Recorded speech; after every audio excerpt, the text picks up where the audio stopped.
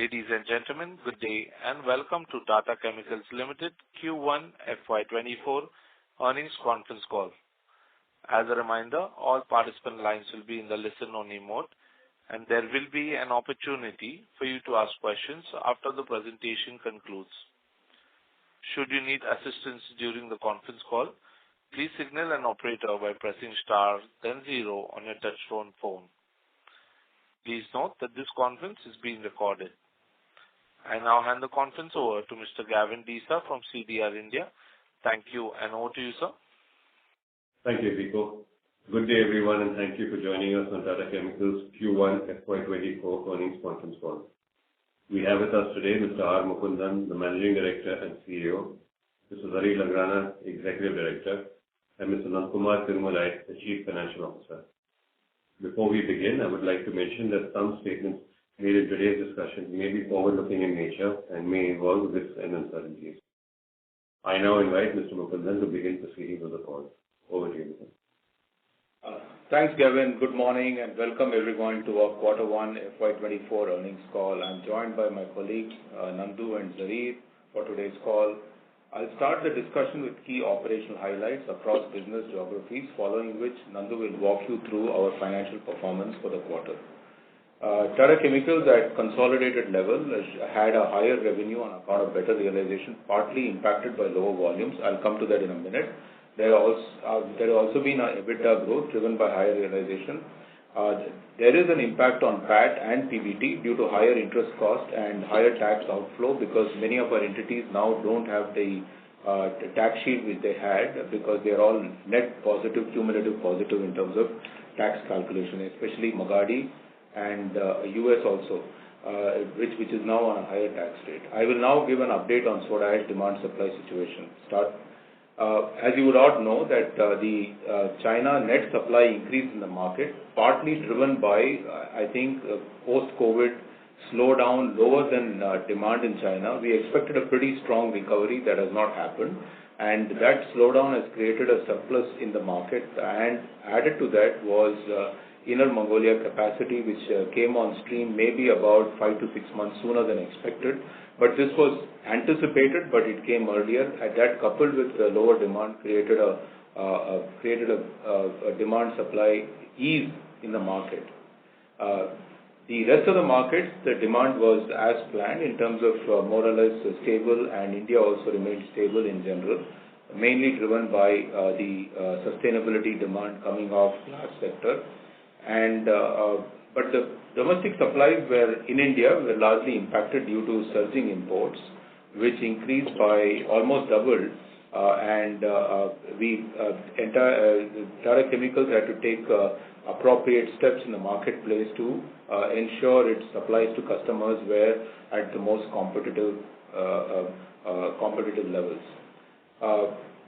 Coupled with that, in some parts of the world, there was some delay in purchase decisions, which on the expectation of management of inventory levels, which had gone up due to supply chain constraints in the past, which have now eased, and some postponement of purchase decision expectation of a lower pricing over a period of time. Our overall demand supply situation remains robust, mainly driven by the growth in the key markets which we have highlighted before, driven by energy transition, and that will continue to be so. I'll talk about the near-term challenge, but I think in the medium and long term, it remains still the same as we had given commentary last time. Moving on to Tata Chemicals market position, I think we have our net sales in India was about 180,000 tons. This includes India production and Magadi imports into India, as compared to 185 tons last year, which is almost 96% of last year. This was despite the impact of 10 days which we had in dispatches in Midapur due to the Biparjoy cyclone, because of which there was some slowdown in availability of rakes and trucks, and obviously for about 3 to 4 days the district administration had stopped all road and rail movements due to safety issues. But however, we did manage to get to 96% of quantity as last year, combining TCL sales, Tata Chemicals sales in India. Our focus continues to ensure our customers are serviced, and we maintain our position with customers through engagement with them, and continue to maintain steady margins with focus on cost, and that focus still continues. In addition to soda ash business, the rest of the other parts of the world, especially UK and US, performed to our plan. Magadi was partly impacted by certain supply chain issues which impacted its sales into Southeast Asia, and also there was an increased pressure of Chinese material availability in that market. That position is being corrected as we speak. In terms of our specialty products, Rallis overcame a challenging period and was able to restrict the impact on its EBITDA due to better product mix, OPEX control and pricing action, and that has been visible in the results which they declared. Relative to marketplace, they have performed to a plan. To conclude, we expect the market to remain in the range-bound situation with certain demand-supply situation easing in the short term, and over a medium term, our overall target in terms of positive changes happening on the demand side, which will lead to balanced demand-supply situation medium to long term, still remains our base case. With this, I'd like to add that we remain committed to our expansion plan, which have already been approved by the board of approximately 300,000 tons in India, about 250,000 tons in Kenya, and about 400,000 tons in US, about 1 million tons, all worldwide capacities put together. In addition, we are scaling up our salt capacities in India, and in UK we will be, by the end of this year, our pharmaceutical grade salt plant will be operational. We remain focused on managing our margins and cost structures, ensuring debt repayment continues, and strengthening the cash flows. We continue to deleverage and repay our debt. This quarter we repaid about $95 million. In US we repaid about $45 million. In Singapore about $50 million. So we remain committed to ensuring a very balanced approach to marketplace and a very conservative approach to our balance sheet and a very robust approach to our growth plans, and we remain on track as we speak. With this, I hand over the floor to Nandakumar, who will walk you through our financial performance. Thank you, Mukundan, and good morning to everyone. Let me take you through the performance, after which we go to the Q&A. On the headline numbers first, for the quarter, our revenues for the quarter was at 4,218 crores as against 4,000 crores last year's Q1, higher by 6%. Revenue increase was driven by price increase, partly impacted by lower volumes across geographies, and contributions being impacted mainly in India and UK. EBITDA for the quarter was at 1043 crores as against 1015 crores last year, and this in fact is the all-time high EBITDA ever. The EBITDA margins were lower by 0.7% owing to pricing drops in India and lower volumes. PAT for the quarter was at 578 crores, lowered by 10% compared to last year's Q1. Moving on to each business, starting with India, revenue for the quarter was at 1135 crores. Soda ash volumes were down by 8%. The prices were lower owing to the price drops taken during the quarter. Salt business continued to perform well, and good volumes came there. Bicarb volumes were a bit down compared to last year's Q1. Moving to US, it delivered yet another very good quarter with revenues and profitability registering healthy growth over last year's Q1. The business continues to benefit from better prices following the newer contracts entered during the beginning of the calendar year. UK business performed well with revenues up by 22% as compared to last year's Q1. EBITDA was at 17% for the quarter. As far as Kenya is concerned, both volumes and prices saw softening, which in turn impacted margins and profits for the quarter. As far as Silica Nutra is concerned, both the businesses have growth map in front of them. With time and investment, we expect both the segments to clock in good numbers going forward. Moving on to Rallis, Q1 was one of the most challenging periods for the agrochemical industry. Crop care business has been affected by high market inventories, steep price drops and delayed monsoon. Although revenues for Q1 was lower compared to Q1 of last year, margins were largely maintained through better product mix and good pricing. Our company's long-term strategy remains unchanged, focused on increasing manufacturing capacities and product portfolio expansion and widening market reach. Our cash at a console was at 1544 crores end of June 23. Capex for the quarter was 426 crores and net debt was at 4329 crores. With that, I close the comments and hand over back to moderator to open up for the Q&A session. Thank you. Gavin, over to you. Thank you very much.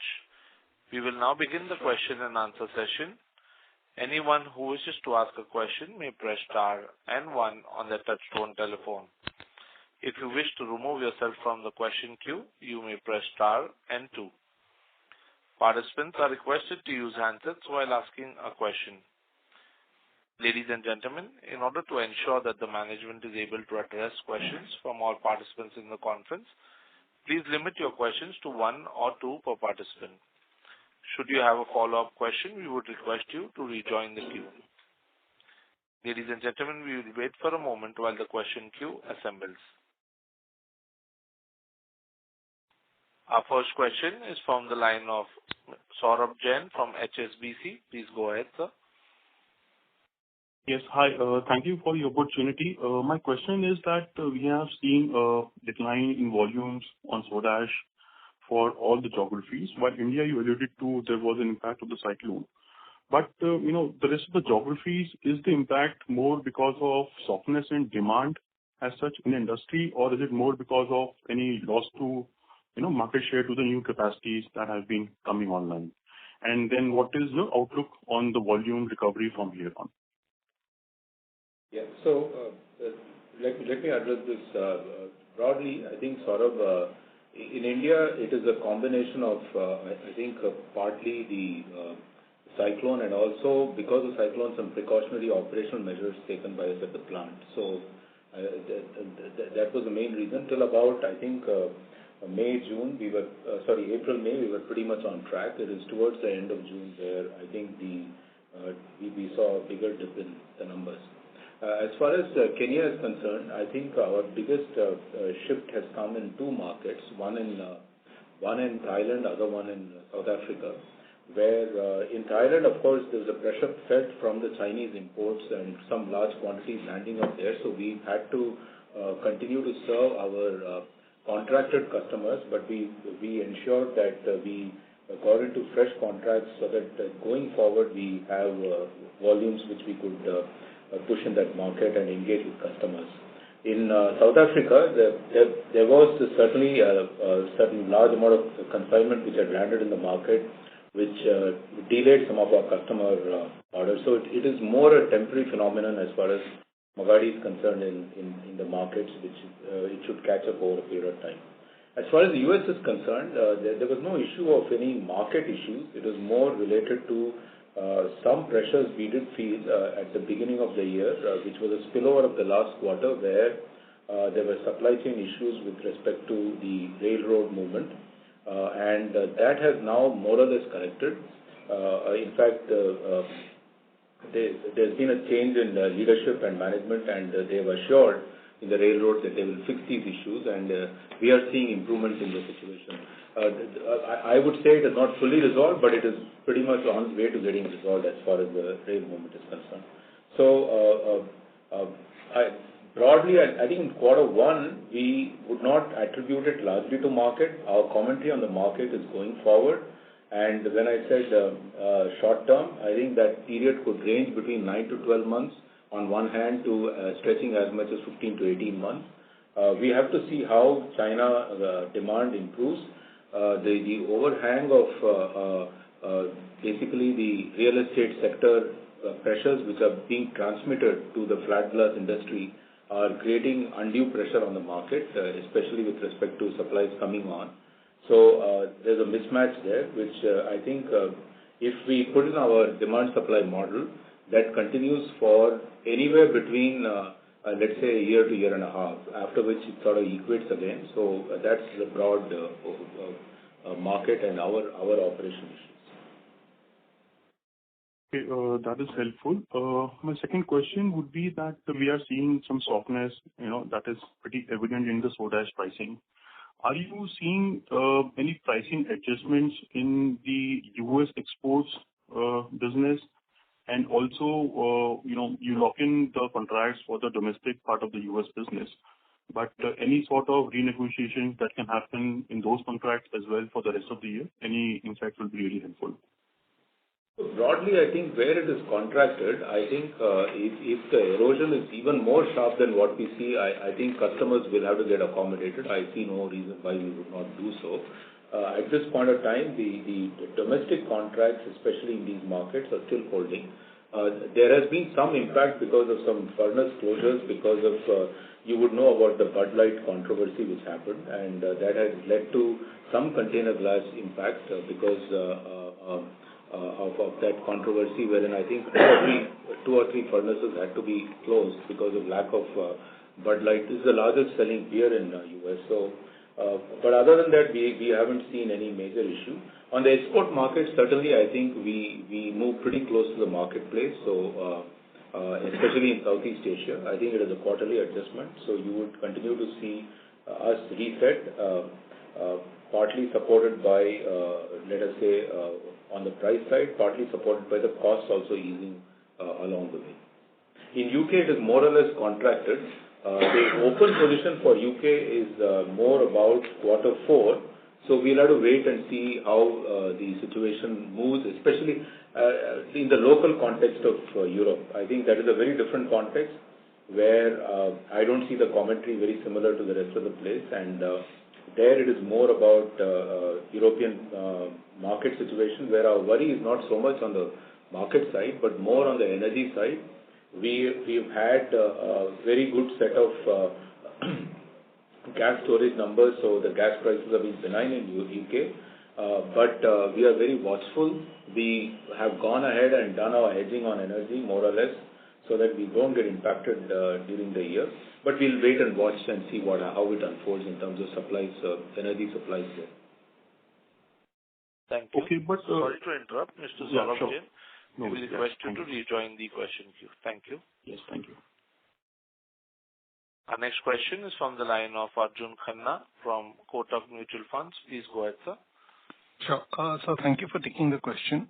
So the first one, in terms of CapEx, you've mentioned the next phase. Have we decided what would be the CapEx amount for this 1 million expansion? Yeah. So broadly speaking, I think in India it is already approved and it is already underway. Our last CapEx round finished at about 2,900, and this CapEx round will finish at about 2,600 odd crores, and of which I think 1,300 crores is on soda ash, and the balance 1,300 crores is on other products. So broadly, that's the overall money being to be spent. Now, in terms of that will give us about 0.3 million tons in addition to what we have already on, which is the disclosed number in terms of the soda ash capacity point. Yeah. As far as Kenya is concerned, it is not going to be a major capex. Our numbers are hovering around $20 to $25 million, and pretty much it is debottlenecking. In US again, I think it probably is closer to about $80 to $100 million, with a large amount of element being on process improvement and some debottlenecking of the equipment.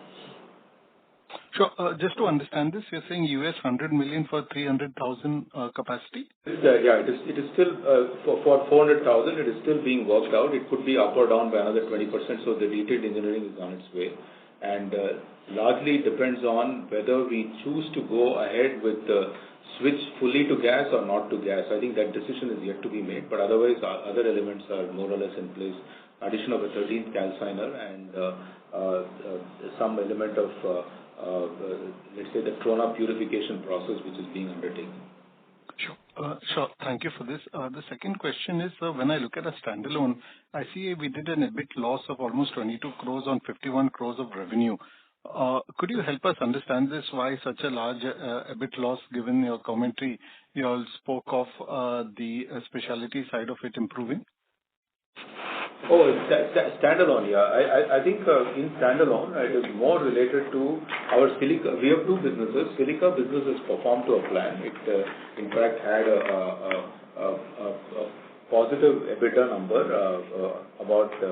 But I think the bigger issue we faced was on the Nellore, the nutraceutical, the fructooligosaccharides fermentation platform, where the unit had produced in anticipation of an export order last quarter. Since that order is getting delayed, we decided to slow down production and run the unit. In fact, the unit restarted production only, I think, about 30 days ago and has been running at 50% capacity because the stocks are still with us. Until that order comes through and those stocks are shipped, we don't want to produce. It's a management decision entirely. Thank you. Sorry to interrupt. Mr. Arjun Khanna, may we request you to rejoin the question queue for follow-up questions. Thank you. Our next question is from the line of Rohit Nagraj from Centrum Broking. Please go ahead, sir. Yeah, thanks for the opportunity. So first question is on China. So China coming back, has it changed in terms of the movement of soda ash across different geographies? And will it likely to stay till this new capacity comes in phases over the next few years? Thank you. So I think the way it would work out, I think it's a model which we have to sort of work out the way it will work in the short term and in the medium term. In the short term, certainly the exporters who are manufacturers close to coast will begin to move the material out of China, which is what is happening. Our own view is that the prices have hit a bottom in terms of their cash break-even numbers. And if at all we would see reflection of logistic cost improvement being passed on to customers, but we don't see a bigger shift out of China in terms of pricing. But volumes will certainly move out because the natural ash will tend to displace synthetic ash. In the medium term, what will likely to happen is exactly how it unfolded in the US. In US, there was a combination of synthetic and natural plants, but as natural plants came on stream, it completely wiped out the synthetic plants domestically. So we do believe that certain uncompetitive capacities which are there within China will be challenged, but that process will take time. It is not going to be an immediate issue, so it will unfold over a period of time, and we'll have to keep watching. But overall, I think it will also be a combination of, in terms of when the demand-supply situation balances out. At that point, I think any further changes in capacity will be put on hold. So our view is that this balancing broadly happens in about 12 to 18 months. After that, I think we will have a better, clearer picture of how much of natural capacity will remain, but how much of synthetic capacity will remain, and how will it balance out in the overall context. Right, sir. Got it. So second question is in terms of demand from user segments, is there any challenge in certain geographies from the downstream demand, in particular user segments? Yeah, I think so. I think different geographies have different issues. So let me just highlight. I think as far as China is concerned, I mentioned already, it's the construction sector which has really been the problematic in terms of our previous model and what is coming through in the current model. We've had to take some downward adjustments on those numbers. In India, it has been primarily the export market. You know, the dye and chemical sector has not been doing well, and that is reflected in some of the export numbers out of India for intermediate chemicals where soda ash is consumed. Also in India, there has been a sharp fall in caustic soda prices, so silicate market has switched to caustic in the meantime from soda ash. So there's been a switch of use. That end use actually can switch between caustic and soda ash, and that has created a issue in Indian demand. As far as Kenya is concerned, it is pretty much all markets are fine. I can't see anything related to market. It was just extra shipments landing up from various markets which led to inventory issue. In terms of US, the big driver in US up till now has been the one big event which happened in the market, which is the Bud Light controversy on the container glass. As that demand shifts to other bottlers, I think we will see that piece easing over a period of time. The big issue we need to watch out is about interest rates, whether it starts to begin to hurt on housing starts and those elements. We remain watchful, but we don't see any big shifts up till now. If there are any, we will bring into the commentary by next quarter. Thank you. Mr. Rohit Nagraj, may we request you to rejoin the question queue for follow-up questions. Thank you. Our next question is from the line of Abhijit Akela from Kotak Securities. Please go ahead. Yeah, good morning, and thank you so much for taking my questions. Just a couple. One is on the Inner Mongolia soda ash expansion. Is it actually 1.5 million tons that has come on stream so far? And I believe the projection by the producer was to ramp up to 5 million tons by December of this year. So, do you see them on track for that sort of timeline, or would you expect that to get significantly delayed? So as far as Berun is concerned, we think by the next year at least 3 million will be there. That is what our model states. We have not used any number. I think the 1.5 million ton has been slightly ahead of about 3 months ahead in our schedule versus what has actually happened on the ground. And I think by next year we had modeled 3, and we are also watching the speed with which the streams come on stream. So we will remain vigilant. As of now, we know that 1.5 has come on stream, which is about 50% of what they had to, our model was to say. Yeah. Sorry, just to clarify, this 3 million by next year is by end of CY24, like December, or sometime earlier in the year? I think during next year it probably is going to average around 3. So that is what our model was modeled on, and we retain that model. Understood. That's helpful. Thank you. And just the other thing I just wanted to check is, I know you've alluded to this a few times in the past, but just to sort of maybe try to get an update, if any, with regard to the Tata Group's EV battery plans, is there any sort of involvement that Tata Chemicals might have in any capacity, over the, let's say, next 2-3 years or so? So as mentioned, even during AGM, we continue to work on the chemical side of the battery requirement together. If there are any opportunities which come up, we will certainly make those announcements as and when required. So we continue to work with all Tata companies in terms of their chemical requirement. And wherever there is a match and wherever there is capability match, we would engage. And so this also falls in the same bucket. Thank you.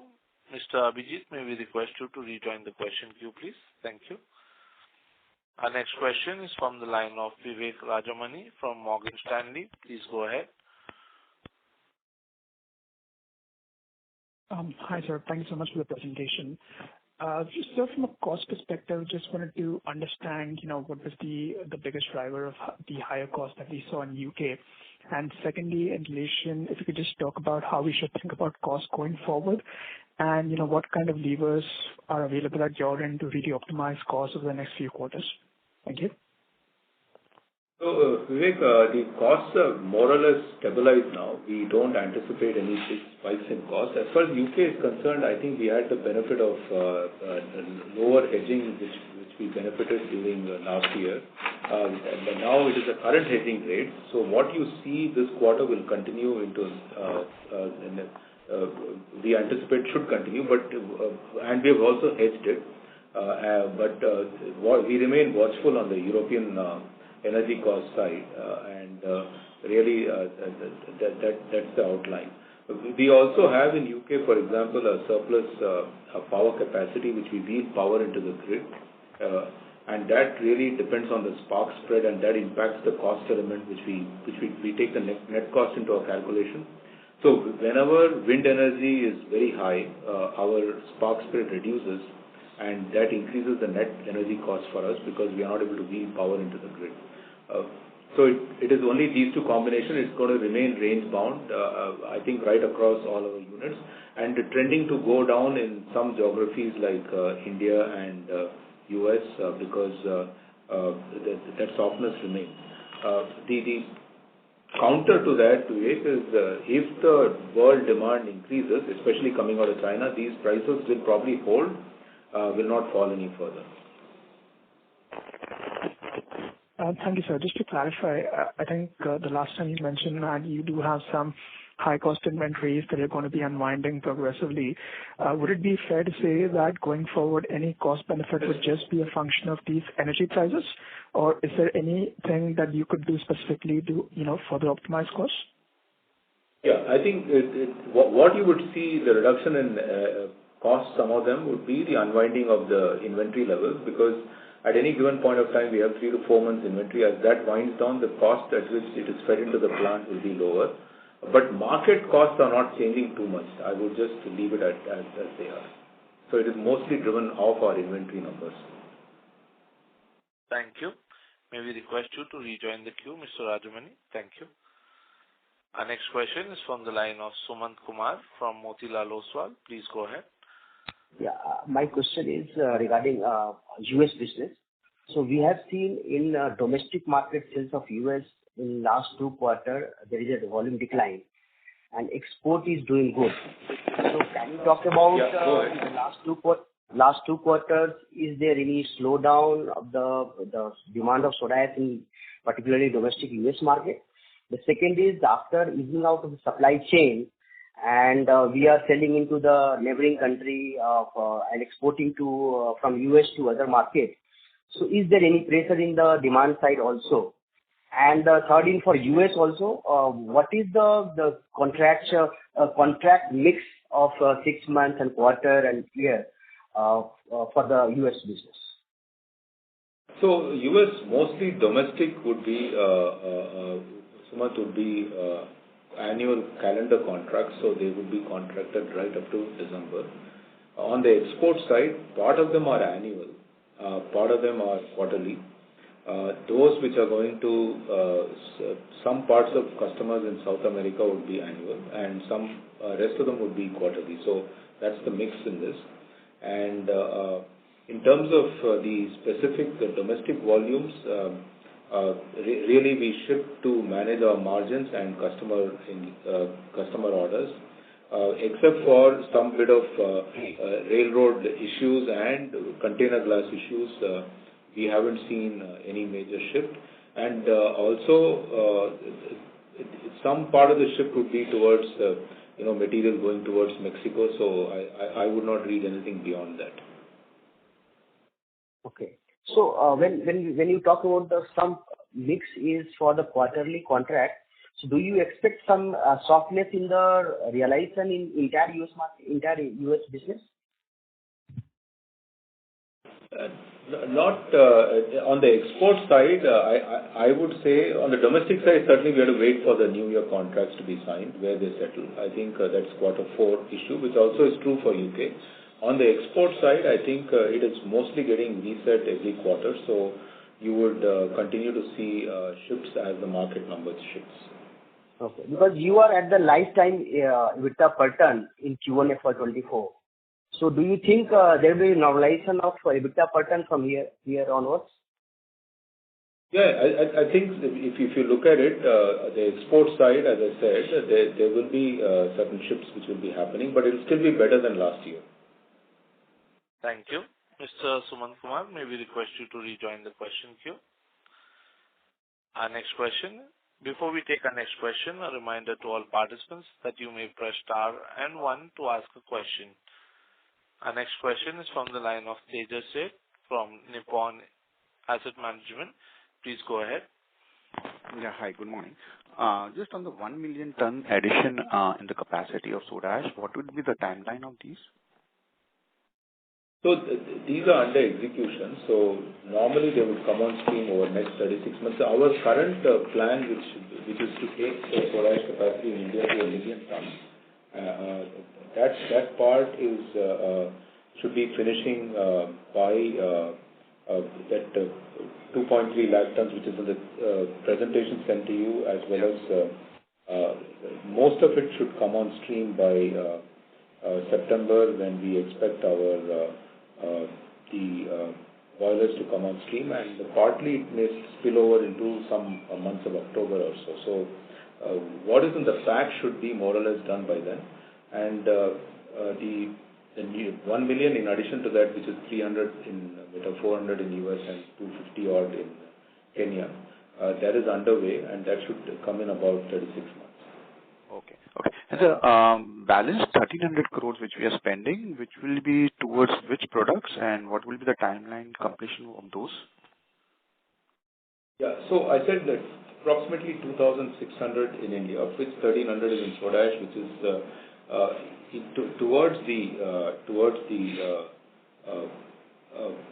broadly towards the soda ash and salt and some bicarbonate. So it is in the core products only. And all these numbers, which I said, were all for that 1 million ton largely. Okay. And on the EV battery comment which you made, where we are working with the group companies on the chemical side of it, it's only on the sodium ion battery side, or we are even working on the lithium ion side? Yeah, there are chemicals which all companies use, so we continue to engage with them wherever our chemicals can go, or we have an opportunity to produce them because they will be manufacturing at scale, capacity to be created for them. We'll engage with them, and to the extent that we can have a profitable, viable pathway to implement, we will implement them. It is not related to sodium or those chemistries at all. Sorry to interrupt, Mr. Seth. May we request you to rejoin the queue, please? Thank you. Our next question is from the line of S. Ramesh from Nirmal Bang Equities. Please go ahead.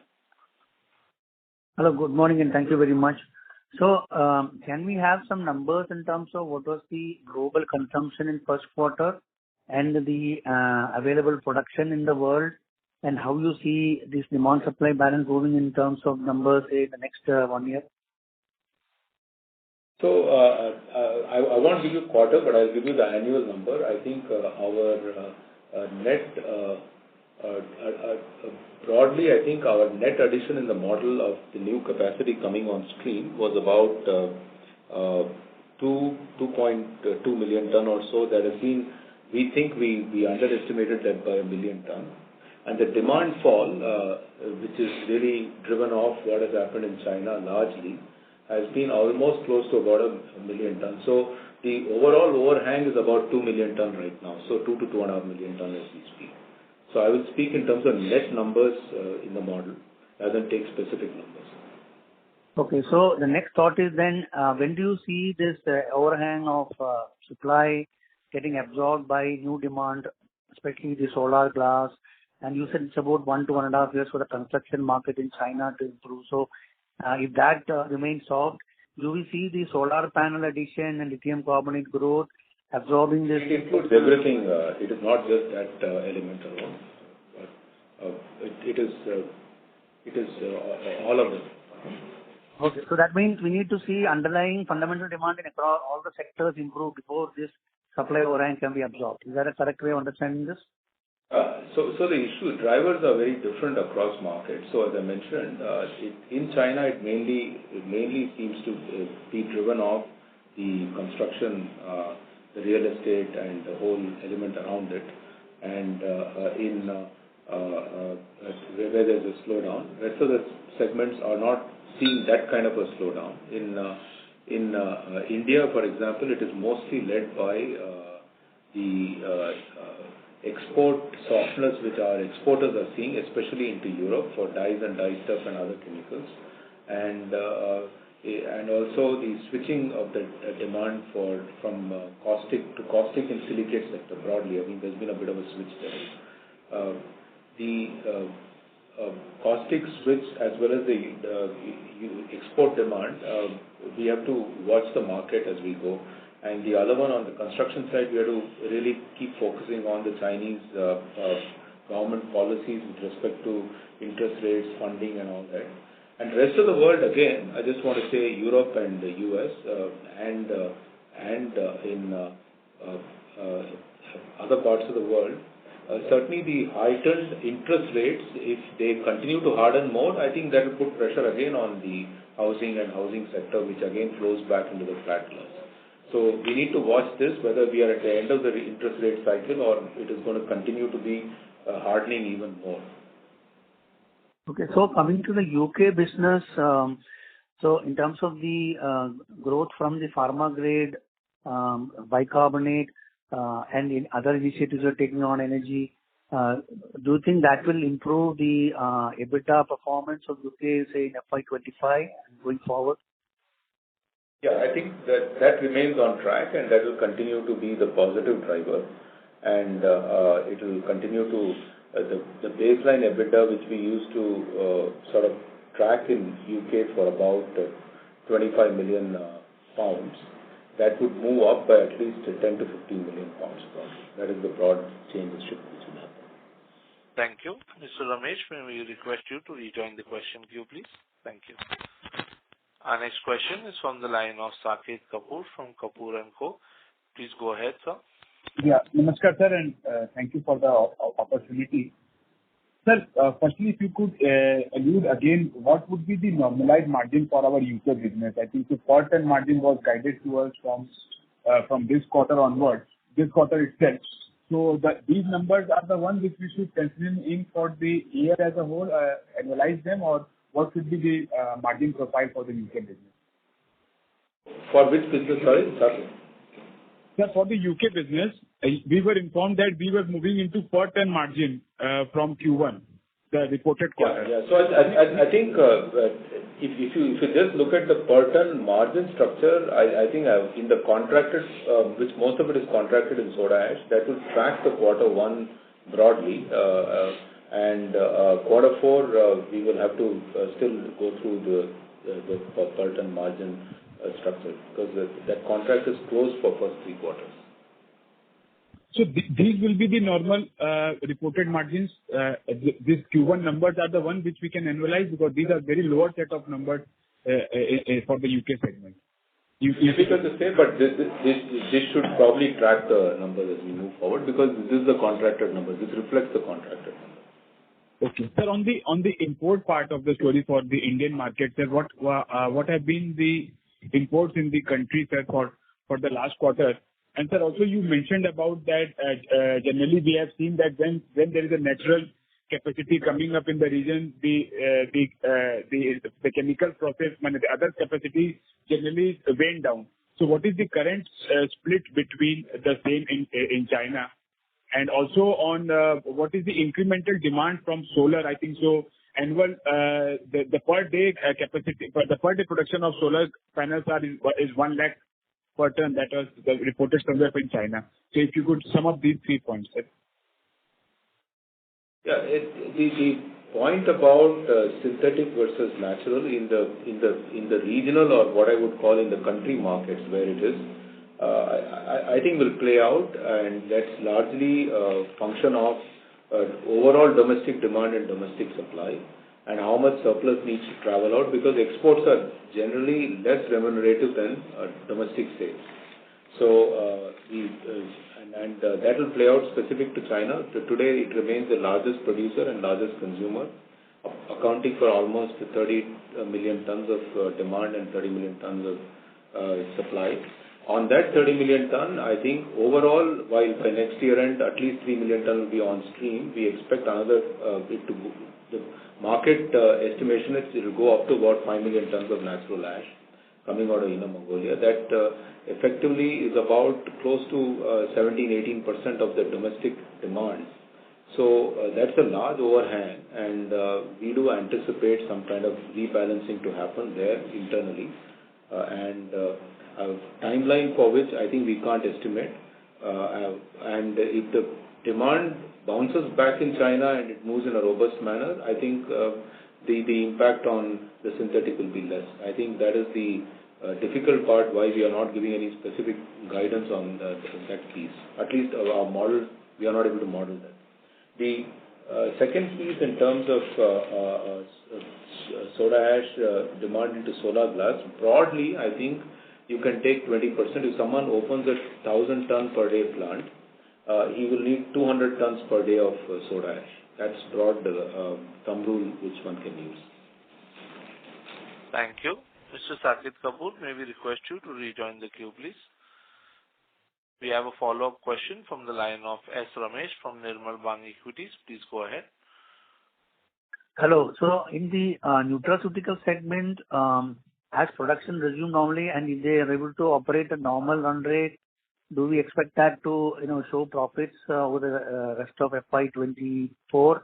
And do you see the India specialties business contributing to our earnings in this India business over FY25?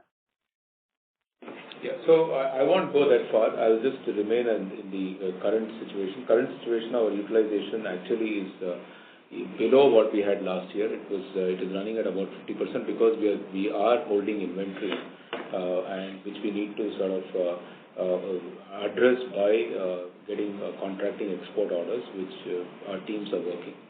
In terms of silica, I think it is not so much related to market. We are running the plant at about 85% or 90% capacity.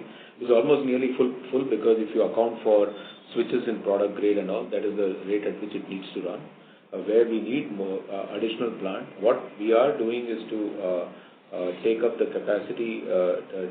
By October, I think we will be fully aligned to the tire and rubber business, and we would take the capacities to 13,000 ton, and we are in the planning phase of adding another 10,000 tons of capacity there. It's more a capacity issue, and silica is certainly a profitable and a steadier business today for us. So that's where we are. Thank you. We move to our next question. Our next question is from the line of Manikanta Gare from Franklin Templeton, India. Please go ahead.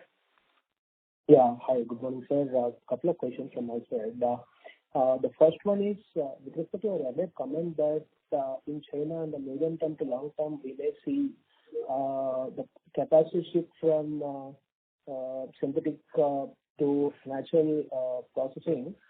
In that context, wanted to understand, are you seeing that reserves in this Inner Mongolia area are as high as what we have got in the US?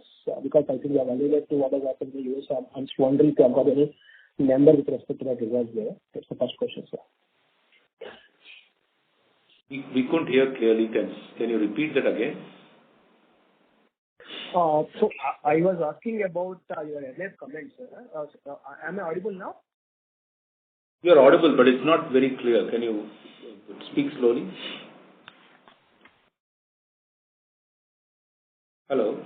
Sir, the line for Mr. Gare has dropped. Thank you. Ladies and gentlemen, that brings us to the end of our question and answer session. I would now like to hand the conference over to the management for closing comments. Thank you everyone for participating in the conference call. As we mentioned, that the quarter one has been delivered well considering the market conditions.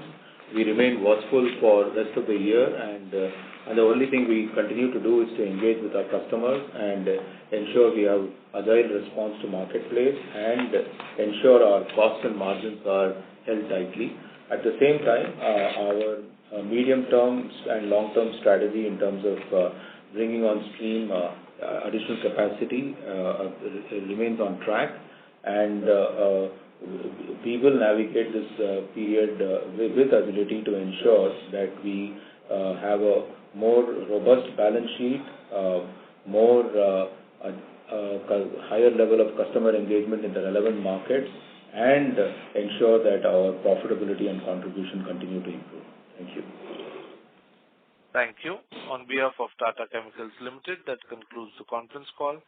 Thank you for joining us, and you may now disconnect your lines.